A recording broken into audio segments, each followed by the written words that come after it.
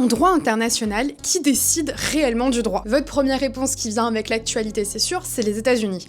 Mais c'est beaucoup plus compliqué que ça. Il y a des théories en relations internationales. Une des réponses qui est souvent donnée, c'est la théorie volontariste qui la donne. Ce n'est pas un juge ou une morale universelle qui crée le droit international. C'est le juriste italien Dionisio Anzilotti qui est le premier à parler de la théorie volontariste, ou en tout cas à reprendre les racines de cette théorie. En fait, il explique que le droit international n'est pas obligatoire pour les États, à moins qu'ils s'engagent à le respecter. Et à ce moment-là, il faut qu'ils y consentent de manière claire. Autrement dit, il n'y a pas une loi supérieure qui s'impose à tout le monde. Ce qui compte, c'est que les États acceptent volontairement de se plier au droit. Et ça peut être par des traités, en signant et en ratifiant un traité, ou alors en faisant et en se comportant d'une certaine manière, notamment avec la coutume. Et cette conception volontariste dont je vous parle, c'est le fondement du droit international pour énormément de monde. Mais cette vision, elle s'oppose à plein d'autres visions, notamment par rapport au droit naturel, le fait qu'il y ait un minimum de droits à respecter. Et il y a même la notion de jus cogens, c'est des droits qui sont supérieurs aux autres, et dans n'importe quel cas, il faut les respecter. On pense notamment à l'interdiction de la torture ou à la prévention et à la répression du crime de génocide. Mais dans le cadre de la théorie volontariste, l'objectif c'est de dire que le droit il tombe pas dessus